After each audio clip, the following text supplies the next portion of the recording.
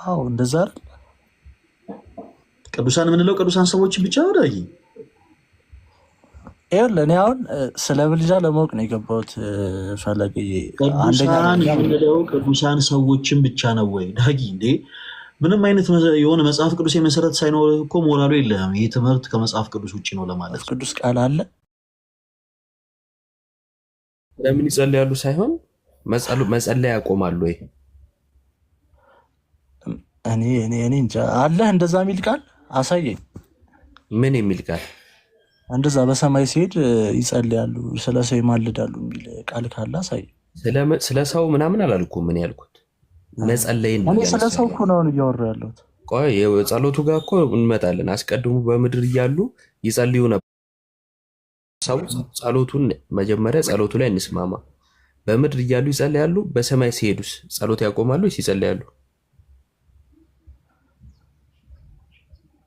እኔ እንጃ። እኔ ፖይንቱ እንትኑ የለኝም። ስለዚህ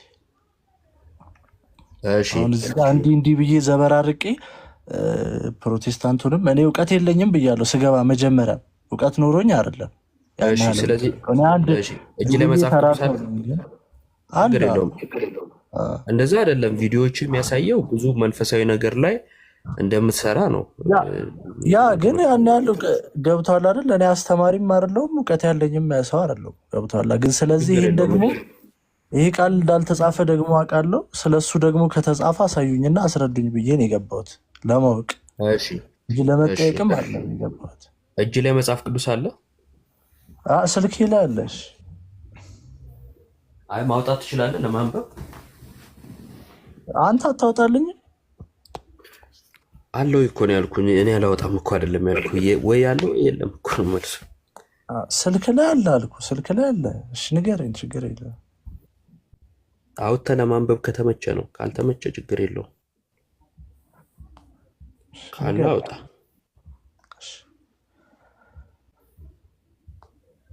እሺ ራዕይ ምዕራፍ 6 ከቁጥር 9 ጀምሮ።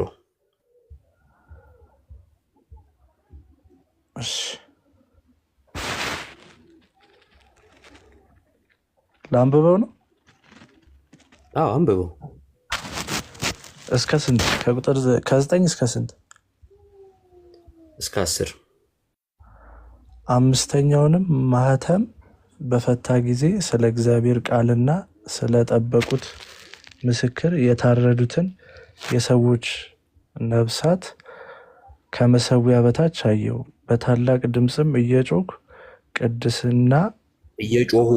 እየጮሁ ሳይሆን እየጮሁ ቅዱስና እውነተኛ ጌታ ሆይ እስከ መቼ ድረስ አትፈርድም? ደማችንን በምድር በሚኖሩት ላይ እስከ መቼ አትበቀልም አሉ። እሺ ማን ነው እንደዚህ እያለ ያለው?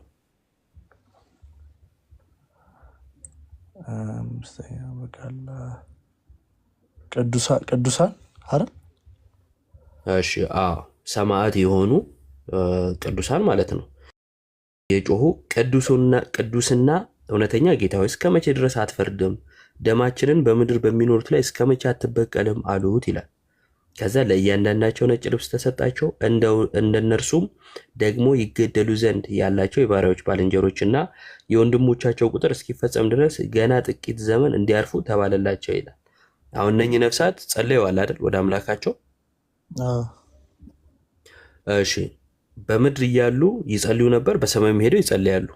ጸሎት አይቆምም ማለት ነው። በምድር እያሉ ስለ ቅዱሳን ስለ ሌሎች ነፍሳት ይጸልዩ ነበር። በሰማይ ሲሄዱ ይሄንን ጸሎት ሌሎቹን ጸሎት ይጸልያሉ። ልክ ስለ ቅዱሳን ስለ ሌሎች የሚደረገውን ጸሎት እንዳይጸልዩ የሚከለክላቸው ነገር ምንድን ነው? እንደዚህ የሚል የለማ። እዚህ ጋር ስለ ሰው ጸለዩ የሚል አለ። እዚህ ምን አልከኝ? ስለ ሰው ጸለዩ የሚል አለ እዚህ ጋር። ምን አልከኝ? አልሰማሁም፣ ይቅርታ ተቋርጦብኝ ነበር። ስለ ሰው ጸለዩ የሚል አለ እዚህ ጋር። ችግር የለውም። ስለምን ጸለዩ እኮ አይደለም የኔ ጥያቄ። ስለምን ጸለዩ የሚለውንም አይደለም ያወራሁት። እዚህ ጋር ያሳየው ሌላ ቦታ መግባትም አልፈልግም። እኔ መስማት የምፈልገው አንተ መስማት የምትፈልገውን እኮ አይደለም መንገር ያለብኝ እኔ እኛ ምናምነውን ነው መንገር ያለብኝ። አንተ መስማት የምትፈልገውማ ቅዱሳን አያማልዱም አማላጅ ኢየሱስ ነው ብለህ እልል ብለህ ትወጣለህ። እሱ አንተ የምትፈልገውን እውነቱ አይደለም። አንድ ወንድም መጽሐፍ ቅዱስ ስናነብ እኛ የምንፈልገውን ሳይሆን ሚነግረንን ነው ልንቀበል የሚገባው። እኔ ለአንተ ላሳየ የሚገባኝ ሚነግረኝንና ምናምነውን ነው እንጂ አንተ የምትፈልገውን አይደለም። እና የፈለግኩትን ሀሳብ ተረዳኝ። መጀመሪያ ሰማዕት የሆኑ ወደ ጌታቸው ይሄዱ ማለት ነው። በስጋ የተለዩ ነፍሳት እንደሚጸልዩ አሳየው። ይጸልያሉ። አዎ ይጸልያሉ። ስለምን የሚለውን አይደለም እዚህ ጋር ያሳየው። ይጸልያሉ። በሰማይም እያሉ ይጸልያሉ። በምድር እያሉ ስለ ሌሎች ይጸልያሉ። ልክ በሰማይ ሲሆን ግን ስለ ሌሎች የምትለውን ነጥሎ የሚያወጣው የትኛው የመጽሐፍ ቅዱስ ሀሳብ ነው ነው የኔ ጸሎቱ ስላልተቋረጠ ስለ ሌሎች የሚለውን ግን ነጥሎ ያወጣው የትኛው ነው? ምክንያቱም ይህን ማስረዳት ይህንን ማሳየት የኛ ግዴታ ሳይሆን ያንተ ግዴታ ነው የሚሆነው፣ ወይም እንዳንተ የሚያምኑ ሰዎች ግዴታ ነው። እንዴት ካልከኝ በምድር እያሉ ስለ ሌሎች ይጸልያሉ። አዎ ይጸልያሉ። ልክ ግን ወደ አምላካቸው ሲሄዱ ስለ ሌላው መጸለይ ይቆማል አልካ። አሁን ይሄን የምትለው አንተ ነህ። እኔ መቋረጥን አላወራውም። መቋረጥ ካለ መቋረጡን የተናገረ የመጽሐፍ ቅዱስ ሀሳብ ሊሰጥ ይገባል።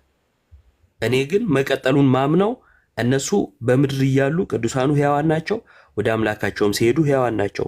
በምድር እያሉ ይጸልያሉ፣ በሰማይም ሄደው ይጸልያሉ። ጸሎታቸው ውስጥ ግን ልክ ወደ አባታቸው ወደ አምላካቸው ሲሄዱ ስለ ሌሎች የምትለዋ መውጣቷን መጽሐፍ አልነገረኝም። ሰው ነው እያወጣ ያለው። ስለዚህ እኔ ማስረጃ የምፈልገው እኔ ነኝ ማለት ነው፣ አንተ አትሆንም። አሁን ምን እያልኩኝ ነው?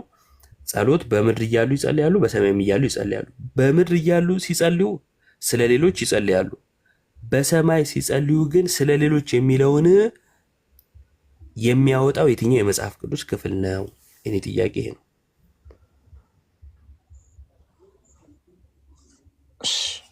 አይ እኔ እሺ እኔስ የሚነግረው የትኛው ክፍል ነው ብልህስ እሺ የቱ ነው መልስ? የሚነግረውማ የቅዱሳን ምልጃ የታመነ መሆኑን አሳይቻለሁ። መጀመሪያ ለዛኛውም ወንድም ሳሳየው ነበረ። ስለ ሌሎች መጸለይ እሱንም አምንበታለሁ እኮ አንድ ወንድም የጻድቅ ሰው ጸሎት በስራው እጅግ ኃይልን ታደርጋለች ያዕቆብ ይላል አይደለ? ይሄ ጥቅስ ይሄ ሐሳብ ጽድቁ በምድር እያለ ብቻ ነው የሚለው ወይስ ደግሞ የጻድቅ ሰው ጸሎት ነው የሚለው? የጻድቅ ሰው ጸሎት። ይሄ ጽድቅ በምድር የሚቀር ነው ወይስ በሰማይም ከሄዱ በኋላ ጻድቅ መባላቸው ይኖራል?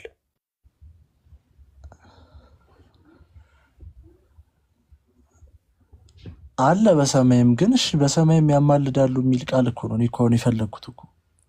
በሰማይ እያሉ በሰማይ ሲሄዱ ያቋርጣሉ የሚል የለማ ወዳጄ። በምድር እያሉ በሰማይም እያሉ መካከል ላይ ልዩነት እንደተፈጠረ ጥቅስ ጠቅሰህ ማስረዳት ያለብህ አንተ እኮ ነህ። እኔ አልተቋረጠ ብዬ አላምንም። እሺ እኔም አለ ብዬ አላምንም። ለዛ ያን እንድታስረዳኝ ነበር የፈለግኩት። አዎ አለ ብለህ ማታምነው ከየትኛው የመጽሐፍ ቅዱስ ሀሳብ ተነስተህ ነው?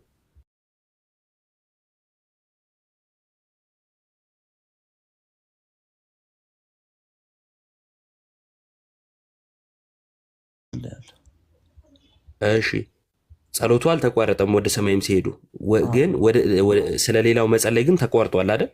በአንተ ንግግር ለእኔ ያው አንጣ እሱን እንደዛ የሚለውን አንጣ እኮ አንተ እንደዛ ያማልዳል የሚለውን ደግሞ አምጣልኛ። እኔ እሺ ቆይ ያንተን ስጠኝ እኮ እሱን ካመንኩት ዳጊ አንተ እንደዛ አይነት እምነት እንዲኖር ያደረገህን ጥቅስ ስጠኝ። እኔ ደግሞ እኔ እንደተናገርኩት አይነት እምነት እንዲኖረኝ ያደረገኝን ጥቅስ ሰጥሃለሁ እኮ። መጽሐፍ ቅዱስ እንደዛ አይልም። በቃ አይልም ማለት የለም ማለት ነው። አዎ መጽሐፍ ቅዱስ አይደረግም ማለት ነው። ካላለ አይደረግም ማለት ነው። ያ ለእኔ መጽሐፍ ቅዱስ የማይለው ነገር ሁሉ ነገር የለም። በቃ እሺ ወደ መንፈስ ቅዱስ ትጸልያለህ አንተ? ወደ መንፈስ ቅዱስ ትጸልያለህ አንተ? እኔ ወደ እግዚአብሔር ነው የምጸልየው እንጂ ወደ መንፈስ ቅዱስ አይደለም። መንፈስ ቅዱስ እግዚአብሔር አይደለም ማለት ነው። ወይኔ እኔ አሁን ወደ ሌላ ነገር ለምን እንትን ትወስደኛለህ? አይደለም አይ ሌላ ላስረዳ ጥያቄ ስለፈለኩ ነው። አይደለም አንድ ታስረዳ ላስረዳ ስለፈለኩ ነው። ማስረዳ ቆይ ወንድም አለው ይህን ቆይ ነገር ወንድም። እንድታስረዳ ለማንኛውም አንተ እንደ ክርስቲያን ከቅዱሳን ምልጃ ይልቅ የመንፈስ ቅዱስን አምላክነት ማመን ይቀድማል። የቅዱሳን ምልጃ በኋላም ይመጣል። የመንፈስ ቅዱስ አምላኬ ብለህ ወደ መንፈስ ቅዱስ ማትጸልይ ከሆነ መንፈስ ቅዱስን አድርግልኝ ማትል ከሆነ ከአብና ከወልድ እያሳነስከው ነው። እንደ እግዚአብሔርነቱ እንኳን አላየኸው። እኔ ምጸልይ ወደ እግዚአብሔር ነው እንጂ ወደ መንፈስ ቅዱስ አይደለም ስትል መንፈስ ቅዱስ እግዚአብሔር አይደለም እያልከኝ ነው። ለእኔ የሚቀድምብኝ አሁን ይሄ ነው። የቅዱሳን ምልጃ ቁጭ አድርጌ ለአንተ መንፈስ ቅዱስ አምላክ እንደሆነ ባስተምረው ይቀለኛል። ምክንያቱም እኔ የምፈልገው ያንተ ነፍስ እንድትድን ስለሆነ ማለት ነው። ያነሳሁት ግን ለምንድን ነው ካልተጻፈና ካላየው አይደረግም አልቀበልም ማለት ነው ስላልከኝ ወደ መንፈስ ቅዱስ ትጸልያለህ ወይ አልኩ። አልጸልይም አልከኝ። እኔ የምጸልይ ወደ እግዚአብሔር ብቻ ነው አልከኝ። መንፈስ ቅዱስ እግዚአብሔር አይደለም ወይ ብዬ ጠየቁ። አዎ ነው ወይ አይደለም ብለህ መመለስ ግዴታ ነው። ምክንያቱም አንስተኸዋልና ግድ ይመለሳል። ካላነሳው ደግሞ አንተ ሚዩት ታደርግና እኔ እሱን ማስረዳት ይኖርብኛል ማለት ነው። ቀጥል እሺ።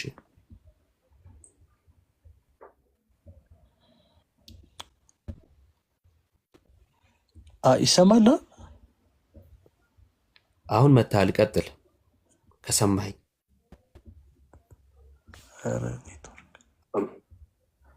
ይሰማል? ኔትወርኬን ቀይ ያበራብኝ። እሺ ኔትወርክን አስተካክል። እስከዛ ሚዩት አድርገውና ኦኬ አሁን ይሰማል። አሁን በጣም መሰለኝ። ቀጥል እሺ። ሚዩት አድርገው አንዴ። በቃ ቆይ ሚዩት አድርገውና ሞዴሬተር ሚዩት አድርጉት ከቻላችሁ። ያነሳሁት ሀሳብ ምንድን ነው? የመጀመሪያው ቅዱሳን ያማልዳሉ ስንል ስለሌላው ይጸልያሉ ነው። ጳውሎስ እንደሚል አይተናል። የቅዱሳን ምልጃ ወይም አንዱ ለአንዱ መጸለይ እግዚአብሔርን ደስ የሚያሰኝ እንደሆነ አይተናል። አንደኛ ጢሞቴዎስ ምዕራፍ 2 ከቁጥር 1 ጀምሮ ጸጥና ዝግ ብለን የክርስትና ትልቁ ግብ ክርስቶስን መምሰል ነው አይደል? ሱታፌ አምላክ ምንለው ቴዎስስ ምንለው እርሱን እየመሰል እንድንኖር አንዱ ለአንዱ እየጸለየ በክርስቲያናዊ ህይወት ልንኖር ጌታ እንደሆነ መጽሐፍ ቅዱስ ያስተምረናል ማለት ነው። እሱን አየን። ከዛን ቀጥሎ የተጠየቅነው ጥያቄ ምን ነበረ?